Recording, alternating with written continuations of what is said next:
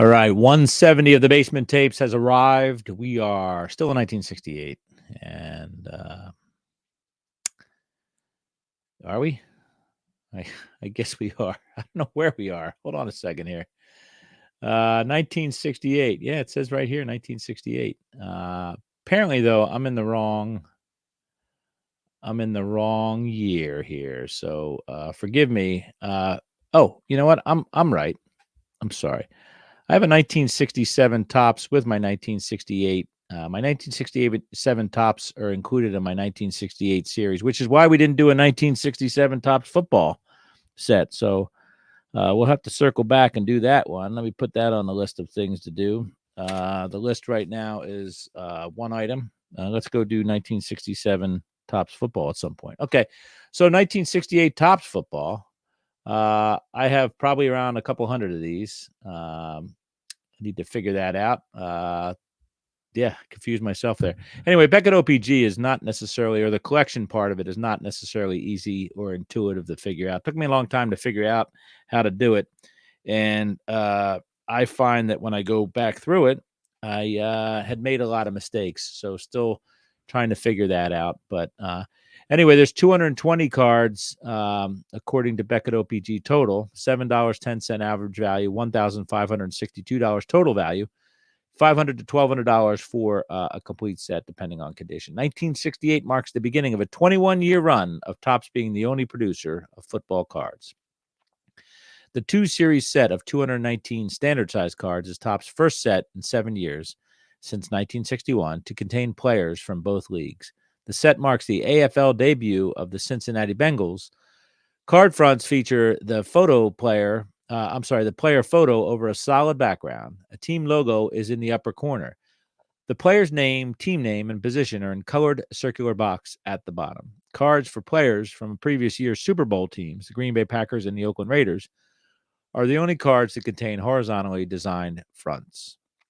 In addition, these cards also have color borders at top and bottom, and the player photo is superimposed over yellow tinted game action artwork. The backs have statistics and highlights as well as a rub-off cartoon at the bottom. The cards in the second series have blue printing on the back, whereas the cards in the first series have green printing on the back. That confuses me when I sort these, by the way. Card backs of some of the cards in the second series can be used to form a 10-card puzzle of Bart Starr, 141, 148, 153, 155, 168, 172, 186, 197, 201, and 213, or Len Dawson, 145, 146, 151, 152, 163, 166, 170, 195, 199, and 200. The set features the rookie cards of quarterbacks Bob Greasy, Jim Hart, and Craig Morton, and ex-Syracuse running backs Floyd Little and Jim Nance. The second series, 132 through 219, is slightly more difficult to obtain than the first series. The set was issued in 5-card wax packs which cost 5 cents and came in 24 packs to a box. So let's look at the top 3 cards here. Again, I'm a little confused as to what my contribution here is to this year's set in 1968, but we can see who the top biggins are. Bob Greasy rookie card, Joe Namath, and Floyd Little. I have one of those, so I'm getting somewhere, I guess. So let's go over to TCDB. 219 cards, 1968 tops. Hi there. That's my brother texting me. Teams listed here are the Falcons, Colts, Patriots, Bills, Bears, Bengals for the first time, the Browns, Cowboys, Broncos, Lions, Packers, Oilers, Chiefs, Rams, Dodgers, Dolphins, Vikings, Saints, Giants, Jets, Raiders, Eagles, Steelers, Chargers, 49ers, Cardinals, and Redskins. They're all together there, all of your favorite teams from both of the leagues. 219 A and B is a checklist. A is the green print on back, and B is the blueprint on back. So we could look at that if you want to see that. Very faint difference, but a variation nonetheless. Hall of Famers, 39 of them: Starr, Mitchell, Warfield, Johnson, Hamburger, Namath, Mackey, Sayers, Hickerson, Smith, Jurgensen, Mix, Bell, McDonald, Unitas, Hayes, Buonacani, Butkus, Renfro, Karras, Adderley, Blanda, Nitschke, Cap, Taylor, Tarkenton, Ditka, Wilson, Kraus, Bolitnikov, Maynard, Dawson, Little, Lilly, Taylor, Allworth, Greasy, Buchanan, and Leroy Kelly. Rookies, there are 50 of them recorded on here, too many to name. Inserts and related sets, we had posters and stand-ups, which we will get to in future episodes. Comments. Bengals 818821 says, the first I ever collected as a kid. I remember opening the pack and just staring at them. Actually seeing the guys without their helmets on. They looked like warriors. I have recently purchased a few cards of this set, and the cards still give me the same feeling. It's freaking awesome, dude. Love it. G. Nelson WSS tells us, purchased the majority of this set as a teen in the late 60s. They sat in a box in my parents' home for 30 years. Recently recovered in excellent condition, still wrapped in cellophane and cardboard boxes, just like I stored them when moving away from home.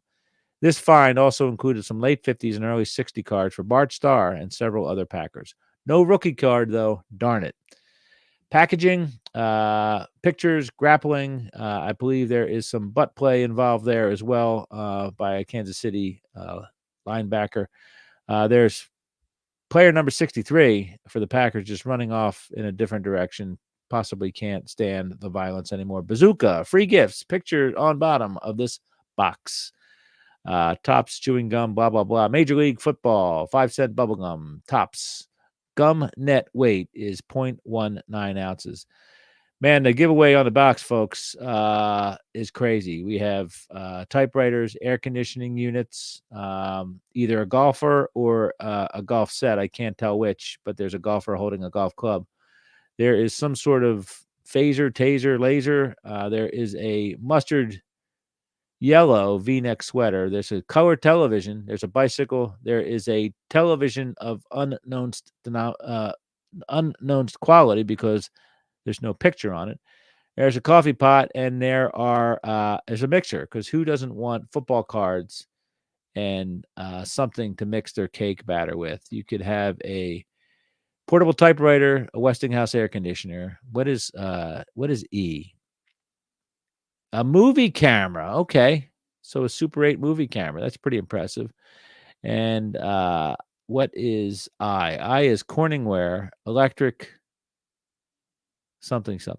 Anyway, an interesting demographic they're targeting with those giveaways or order-aways. I can't quite read the back of this.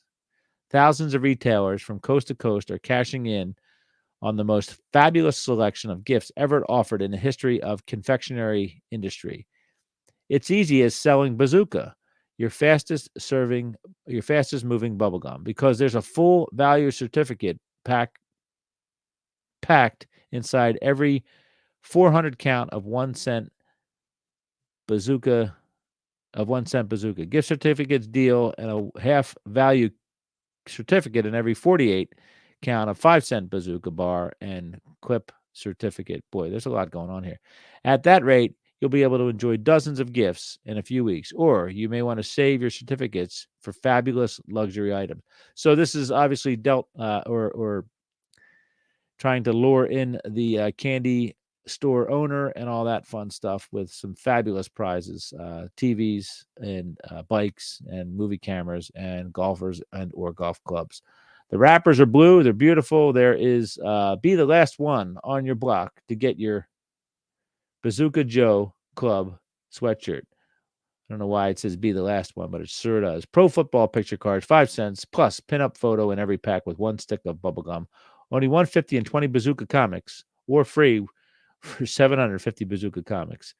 You can get yourself a sweatshirt with your name on the front. There are rack packs galore here, and one with Namath, one with Keith Lincoln, and one with Bobby Hunt. That's a pretty little package there, as she said.